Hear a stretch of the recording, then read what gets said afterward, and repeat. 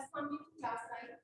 Better today we will discuss about history of classification of systems. Okay, in previous lecture I told you the biggest unit of classification is kingdom and the smallest unit of classification is species. Okay, so now in this topic we will discuss about that how this classification system was evaluated. Okay, how it was developed. Okay, so first was there was a Greek philosopher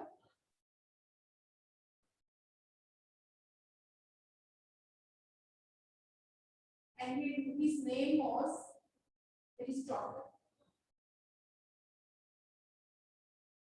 and he was the first scientist in ancient times. Okay, Aristotle, he classified all living things known that time as either the group Plantae or in Animalia. Okay, so he divided all living organisms into two groups: animals and plants. Animals and plants. Okay. After that, Aristotle, there was another Muslim scientist. His name was Abu Usman. Abu Usman al-Jahaz.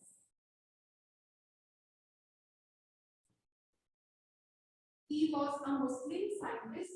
He described the characteristics of 350 species.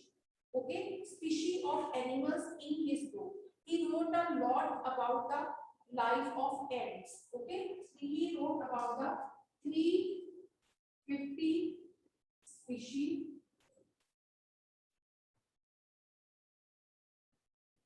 and he did a lot of work on ants.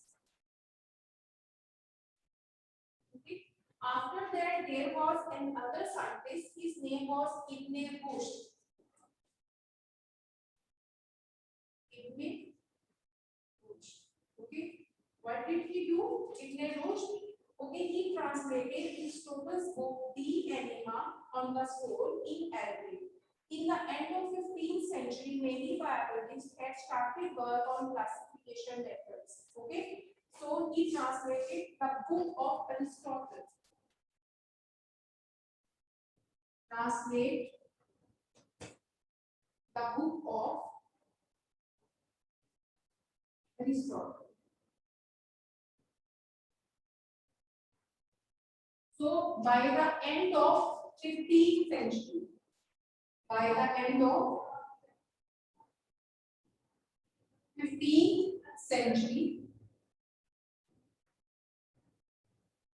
okay, so by the end of 15th century, many other biologists also have started work on classification. Okay, so what did they do? In 1519 to 16, there was a scientist. His name was Andrea Caesalpino. Andrea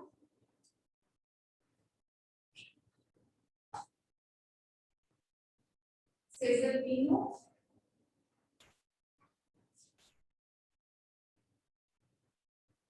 Okay. He divided plants into 15 groups and called them genera. Okay, divided plants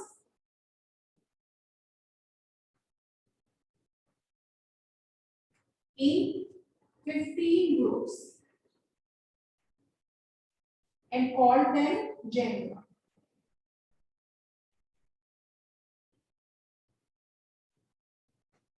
After that, there was another scientist named was John Gray. John Gray. Okay, his important work was published important work on plants classification. Okay, published work on plants.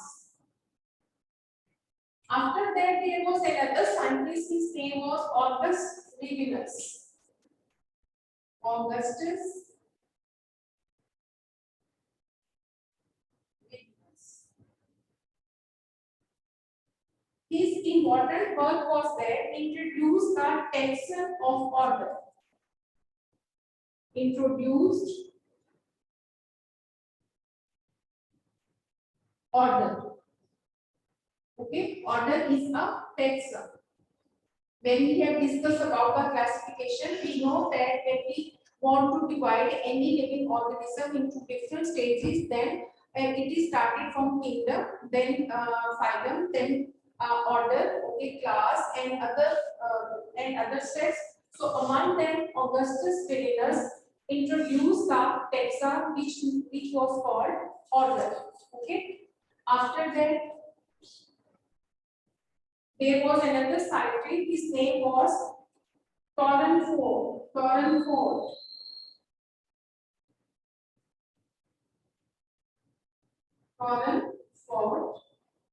Okay, his important work introduced the taxa of class and species.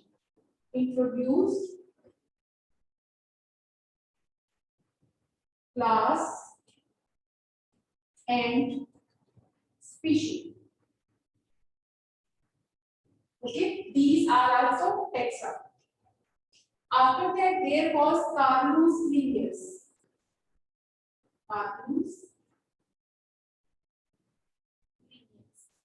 He was the scientist which did a lot of work and introduced different kingdom system. Among them, 5 kingdom system was very successful. Okay, so Carolus Linnaeus grouped species according to similar physical characters. Grouped species according to their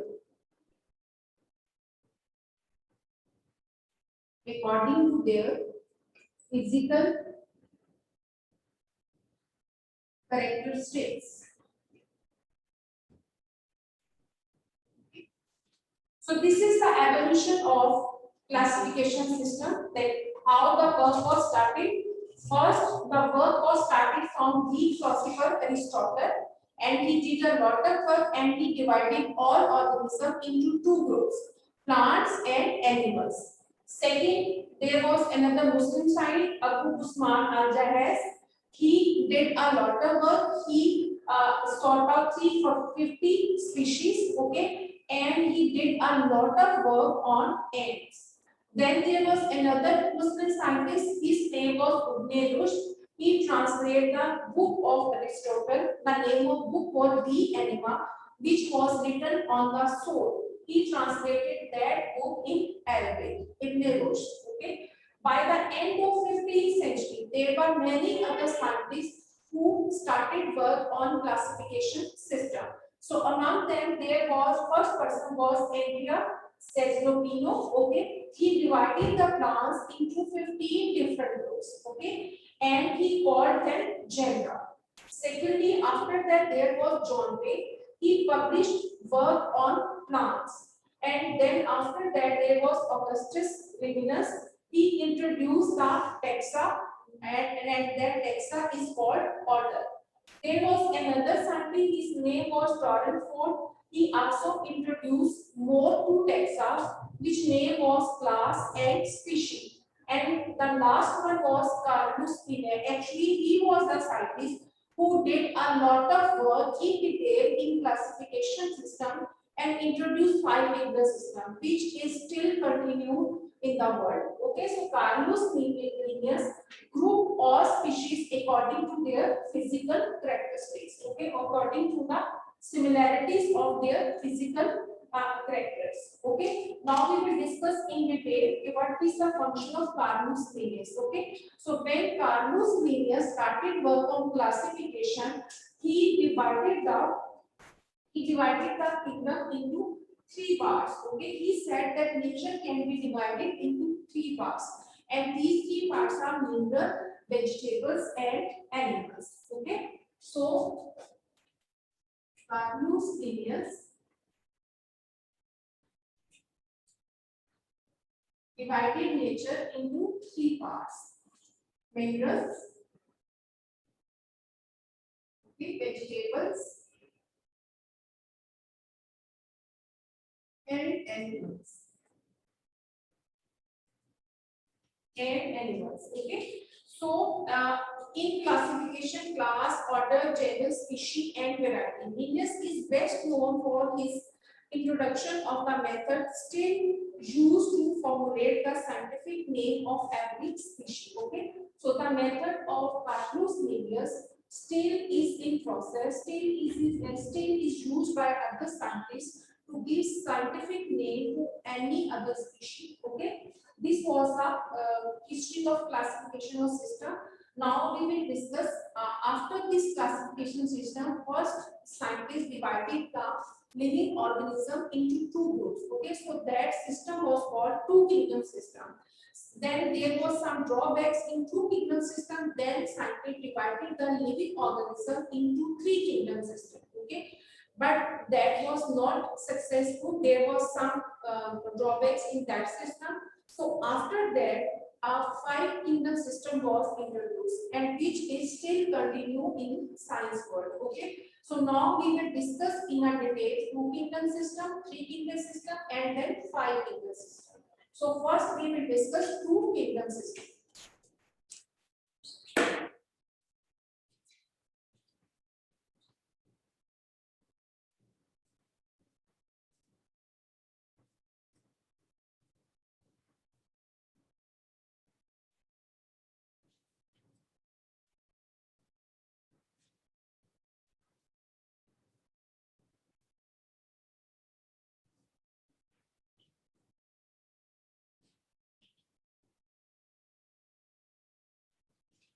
So what is two kingdom system?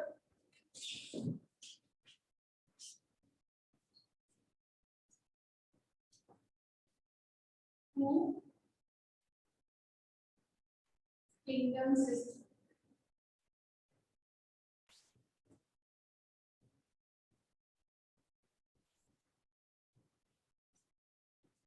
So two kingdom system was introduced by, okay, it is the oldest system. Okay, it is the oldest system of classification.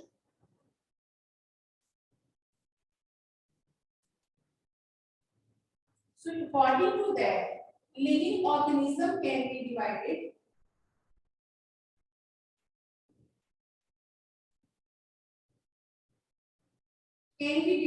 into two groups. First is called animals and second is called plants. Okay. So in two kingdom system, all living organisms are divided into two groups, animals and plants. Okay. But according to this system, okay, what was the characteristic of these system? How they divided? What was the base of this system? Base of two kingdom system.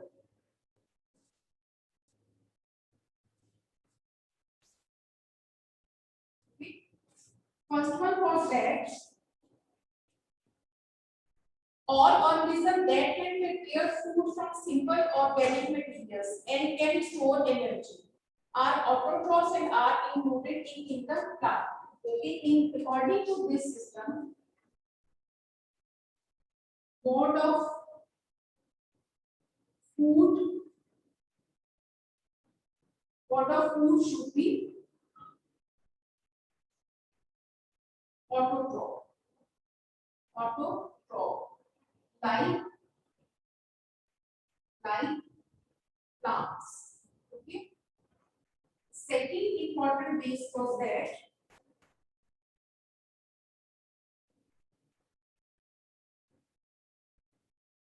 and all animals should be heterotroph. Should be heterotroph. Okay. And there was another characteristic of this: bacteria, fungi, and algae were included in kingdom Plantae. Okay, fungi, algae, and bacteria. Okay, fungi, algae and bacteria were in plants. So this was the base of two kingdom system. Okay, they have divided both living organisms, plants and animals, on the basis of their mode of nutrition, mode of food.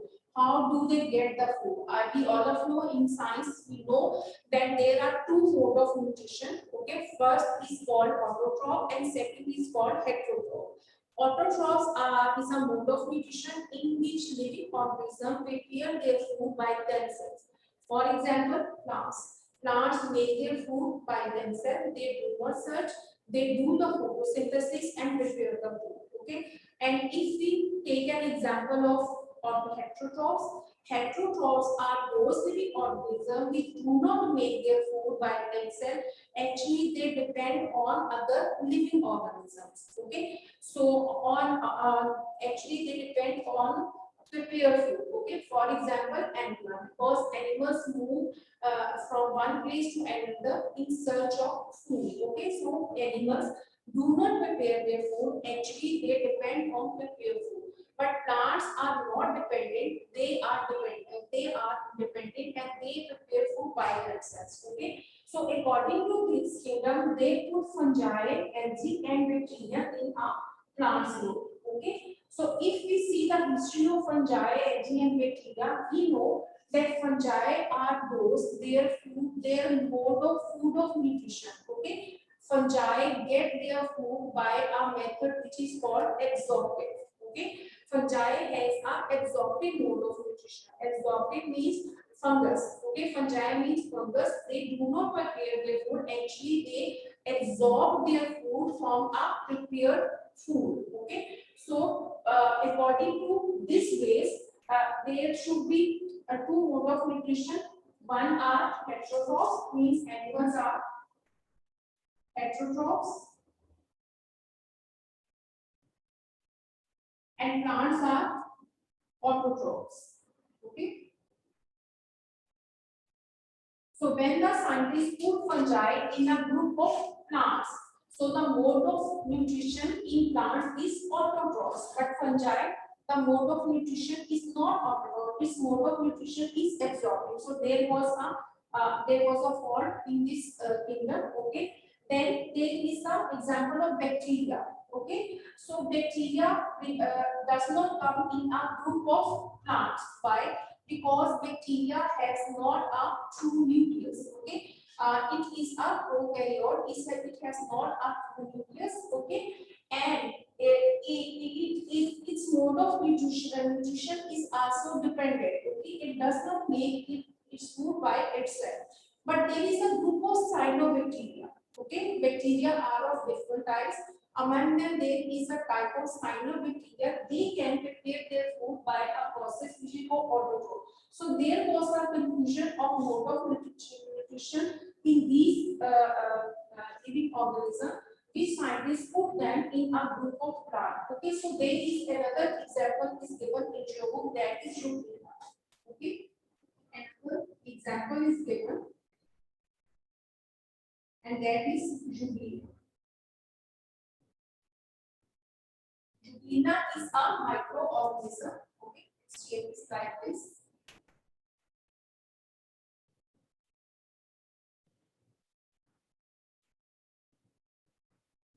Okay, so this is a Juglina. It is a microorganism. Okay, so when they put Juglina, so there was a confusion: is it like an animal or is it like an plant? Okay, so what are the drawbacks in Juglina? Juglina have it has a chlorophyll. Okay, Juglina has a chlorophyll. Okay. So if we see if Juglina has a chlorophyll, we know that chlorophyll is only present in plant cells, in plant growth. Okay. So if we see the chlorophyll, we said it is like a plant like. Okay. But there is another difference. Juglina uh, Okay, and its mode of nutrition is a heterotroph. He is a heterotroph. Okay, and it has a cell wall. Okay, so if we see its mode of nutrition heterotroph, so mode of nutrition of animal is heterotroph. So these characteristics match with animals.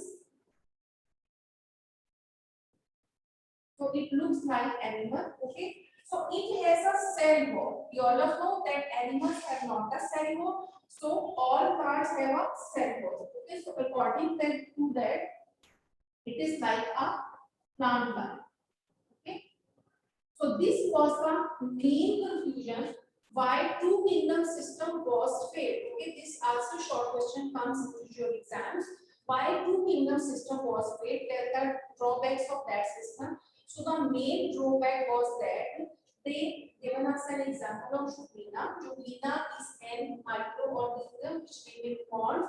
Okay, it has chlorophyll inside it. So if we see the chlorophyll, we can say that it should be into a group of plants. Okay, but if we see the mode of nutrition, how it gets the food, it gets food. It is a heterotroph. It prepares its food by themselves. So heterotroph means it is like animal life. Okay, and it also has a cell wall. We also know this thing that animal cell have not a cell wall. Okay, this is an animal cell. It has a cell membrane.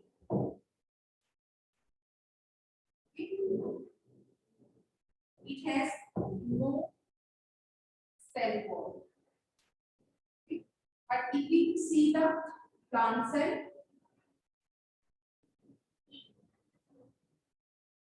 we know this thing that plant cell has a cell wall. So we can say Juglina can act like a plant and it can also act like an animal. Okay. So when scientists divided the trying living organisms into two groups, then they have to realize that there should be another group that they should form another group where they should put these organisms like these organisms which have both characteristics. So they have animal-like characteristics also have them, and they also have plant-like characteristics in them. Okay, so two kingdom system was failed, and then scientists further go to three kingdom system. Okay.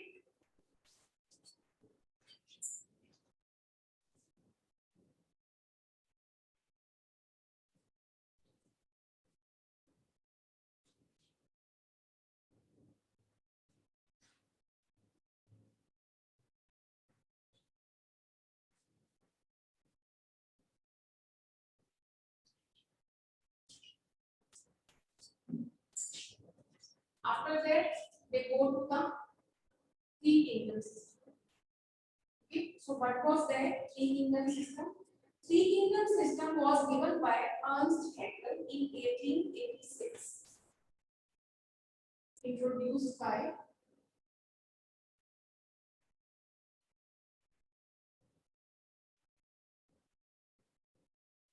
Ernst Haeckel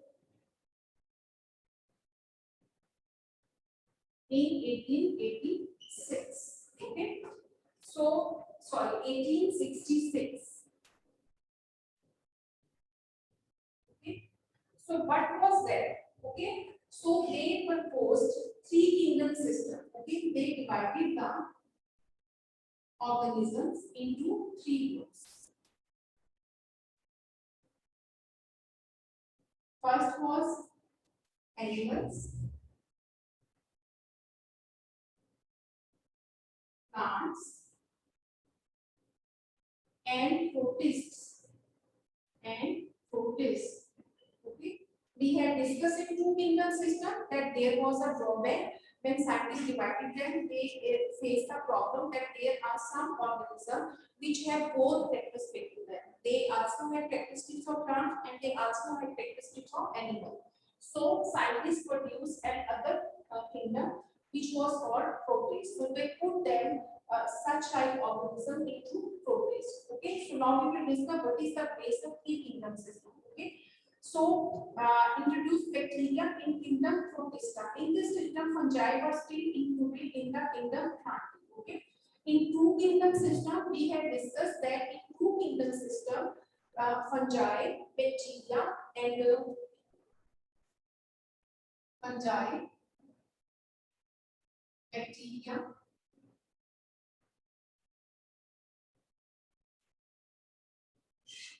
bacteria, and algae.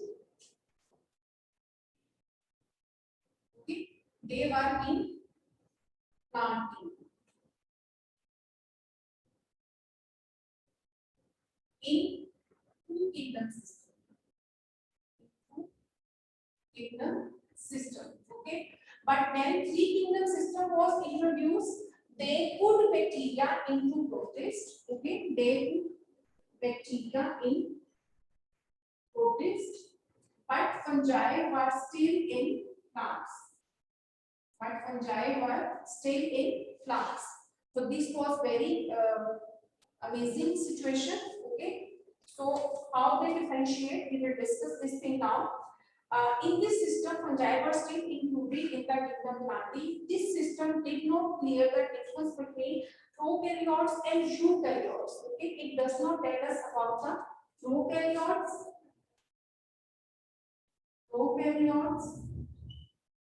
and eukaryotes. Definitely, these two words are new for you. Okay, this system does not classify between two different organisms who are prokaryotes and who are eukaryotes. Okay, so first of all, I will tell you the meaning of prokaryotes and eukaryotes. Then you will differentiate between two. Okay, so pro means before, and karyot means nucleus. Okay, nucleus. It means prokaryotes means those living organisms which were produced before nucleus. Okay, which were produced organisms which were produced